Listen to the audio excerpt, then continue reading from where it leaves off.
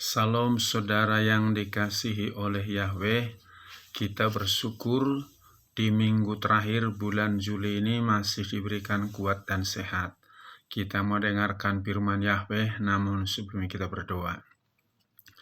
Bapa dalam surga yang kami sembah dalam nama Yesus HaMasiah, hati kami penuh rasa syukur kepadamu atas anugerah-Mu, pertolongan-Mu, penjagaan dalam hidup kami. Saat ini kami mau dengarkan firman-Mu, Roh Kudus urapi kami, agar kami dikuatkan, diteguhkan lewat firman-Mu. Kami sambut firman-Mu, dalam nama Yesus HaMasiah kami berdoa, haleluya, amin. Pada kesempatan ini sebuah firman terambil dari Matius pasal 21 ayat 18 sampai 22 yang berbunyi demikian. Dan ketika kembali ke kota itu pada pagi hari, dia lapar, dan ketika melihat sebatang pohon ara di pinggir jalan, dia datang kepadanya, tetapi tidak mendapatkan apapun padanya, kecuali daun-daun saja. Dan dia berkata kepadanya, daripadamu tidak akan pernah ada buah lagi untuk selamanya. Dan seketika itu juga pohon ara itu dijadikan kering. Dan ketika melihatnya, para murid takjub seraya berkata, alangkah cepatnya pohon ara itu dijadikan kering. Dan seraya menanggapi, Yesus berkata kepada mereka, sesungguhnya aku berkata kepadamu, jika kamu mempunyai iman dan tidak bimbang, kamu akan melakukan bukan hanya atas pohon ara itu, melainkan juga pada gunung ini. Apabila kamu berkata, terangkatlah dan tercampaklah ke dalam laut, maka hal itu akan terjadi. Dan segala sesuatu sebanyak apa yang kamu minta dalam doa dengan beriman, kamu akan menerimanya. Saudara yang dikasihi oleh Yahweh, situasi dunia semakin hari semakin jahat, semakin banyak bencana, dan itu membuat iman orang semakin goyah. Hari ini saya berikan temanya, imanmu harus teguh. Sekali lagi, imanmu harus teguh. Bagaimana iman yang teguh? Artinya tetap yakin kepada kuasa Yahweh dan bersandar kepada firman Yahweh sekalipun diperhadapkan dengan berbagai macam kesulitan apapun. Tetap beriman kepada Yahweh. Saudaraku, bagaimana caranya agar iman kita tetap teguh? Pertama-tama, kita harus mengenal Yahweh itu dengan benar.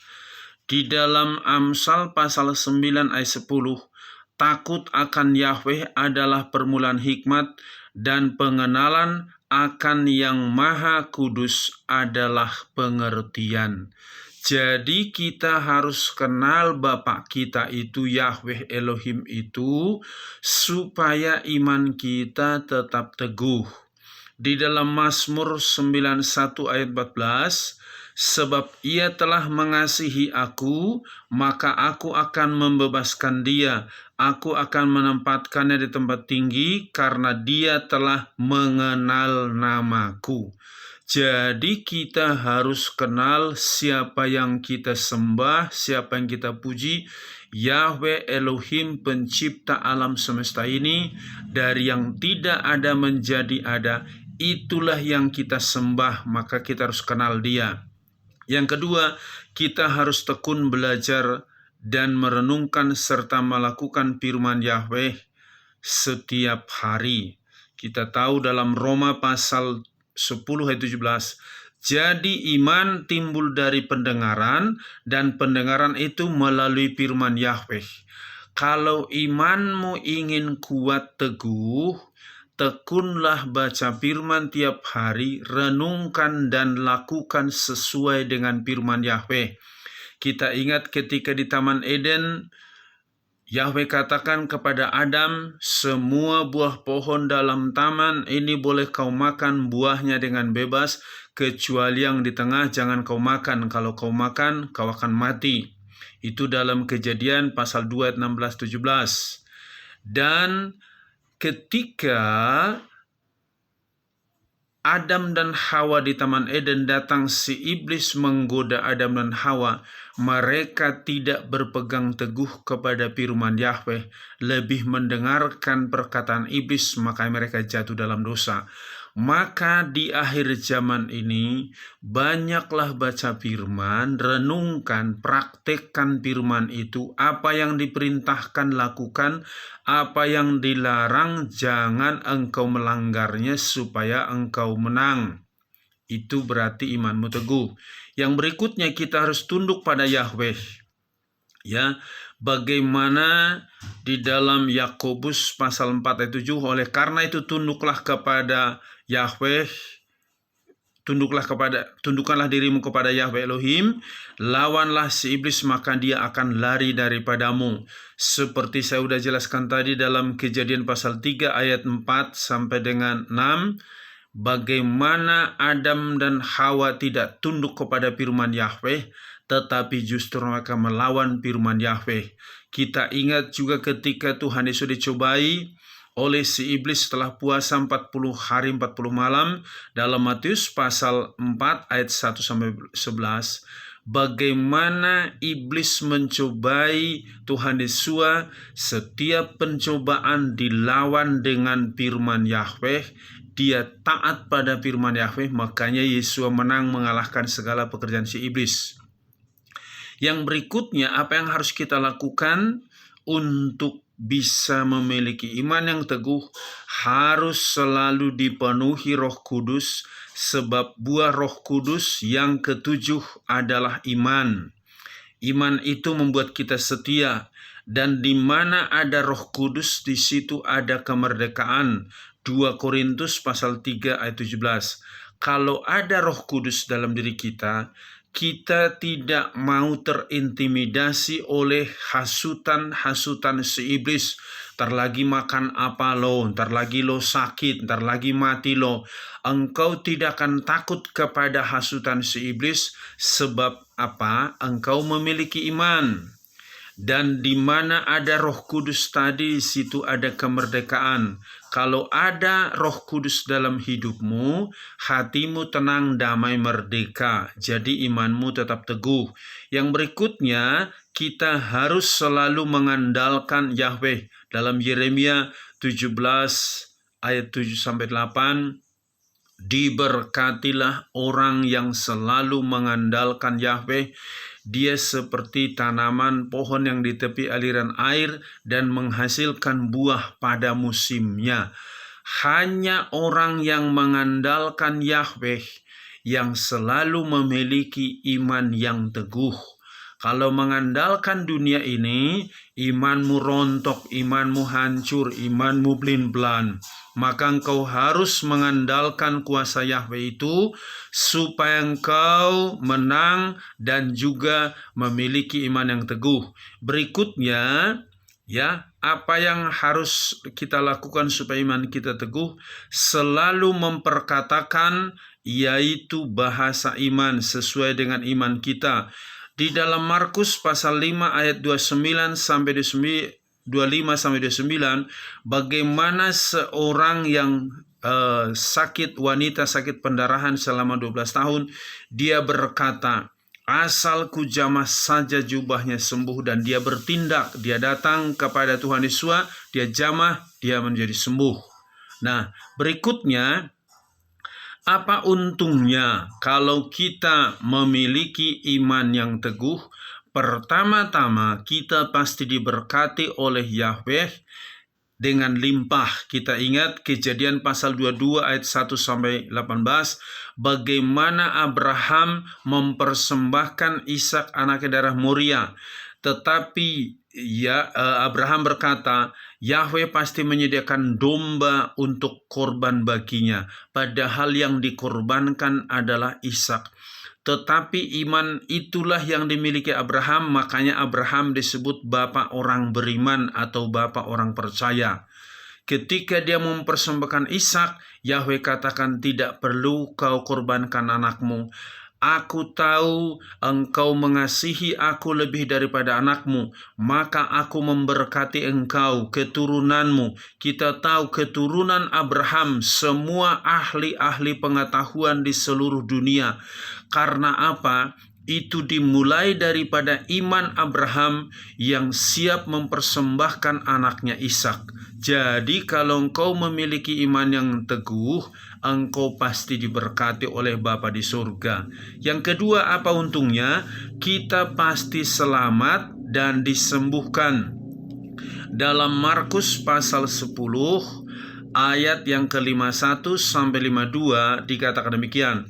Dan seraya menanggapi, Yesus berkata kepadanya, engkau menghendaki aku dapat melakukan apa bagimu? Dan orang buta itu berkata kepadanya, Rabuni, supaya aku dapat melihat. Dan Yesus berkata kepadanya, pergilah, imanmu telah menyelamatkan engkau.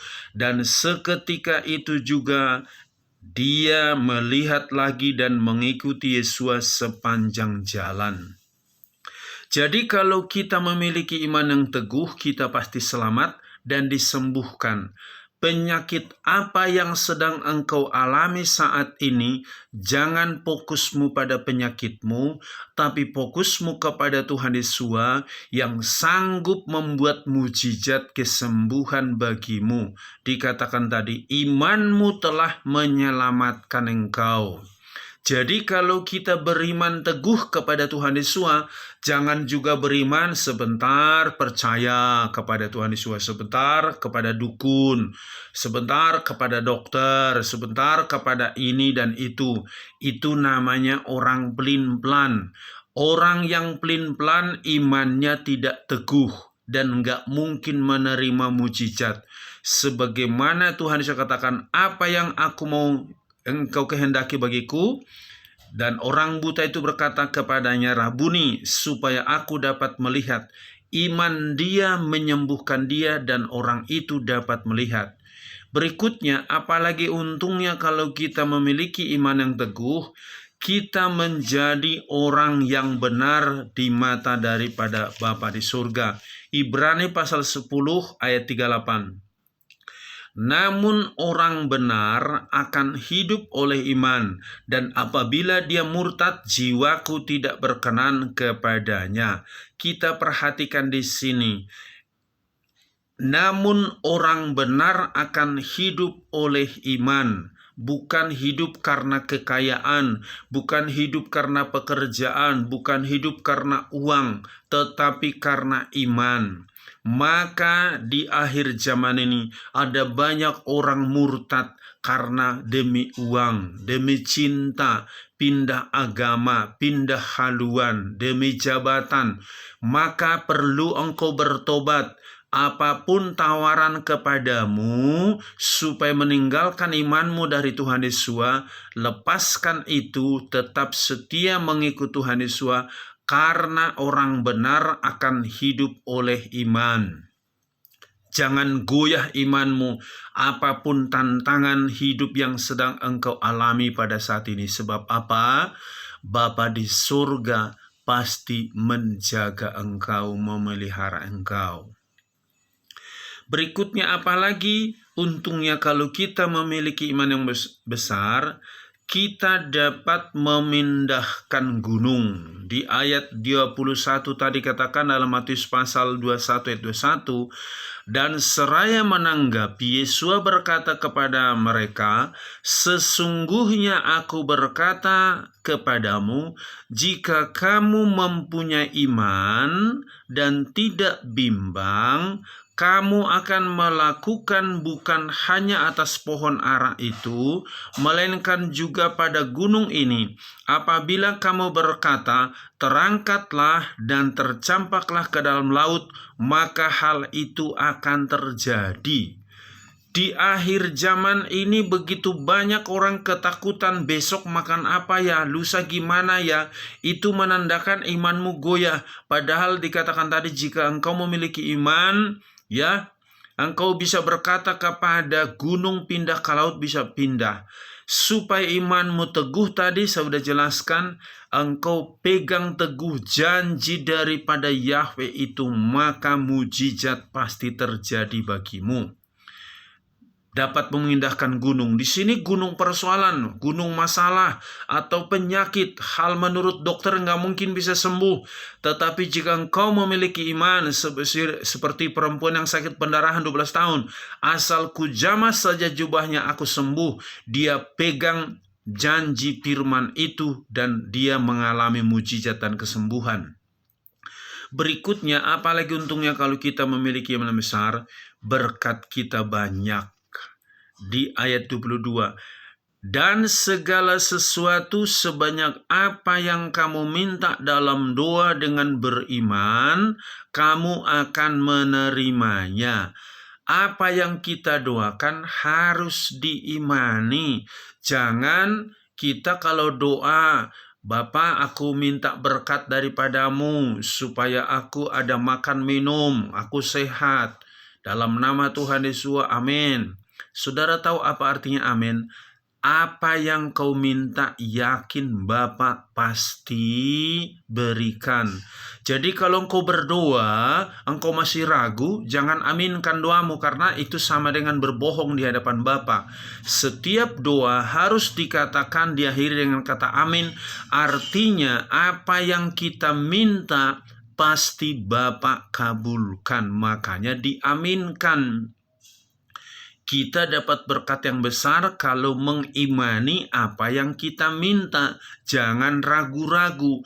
Kalau ragu sama orang itu wajar, karena orang tidak bisa memberikan jaminan bagi kita. Tetapi kalau engkau meragukan Bapa di surga, itu sama dengan menghina Bapa. Engkau menganggap dia tidak bisa apa-apa. Jadi supaya bertobat, imani Bapa di surga pasti menyediakan apa yang kau perlukan. Tuhan Yesus katakan, jika Bapa di dunia saja tahu memberikan pemberian yang baik kepada anak-anaknya, apalagi Bapamu yang di surga. Maka minta, kamu akan diberi. Cari, kamu akan mendapat. Ketok, maka pintu dibukakan. Lakukan itu dengan iman, maka Bapa di surga pasti menyediakan apa yang kau perlukan. Jadi berkat pasti melimpah. Yang berikutnya, dosa-dosa kita pasti diampuni. Dalam Lukas pasal 5 ayat 20, dan ketika melihat iman mereka, dia berkata kepadanya, hai manusia, dosa-dosamu telah diampunkan kepadamu. Orang yang beriman, dosanya diampuni. Orang yang ragu sama Yahweh, dosanya semakin bertambah banyak. Maka jangan ragukan Yahweh itu, sebab dia Bapa kita, penolong kita, penebus kita. Dia pasti menyelamatkan kita. Yakin sepenuhnya. Yang berikutnya, apa untungnya kalau kita memiliki iman yang teguh? Kita dapat memadamkan anak panah dari si jahat. Dalam Efesus pasal 6 ayat 13 dan 16 yang berbunyi demikian.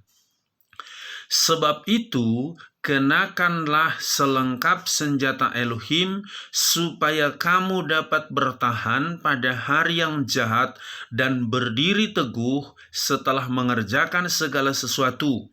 Di atas segalanya, mengenakan perisai iman yang dengannya kamu dapat memadamkan semua anak panah yang jahat yang telah dinyalakan.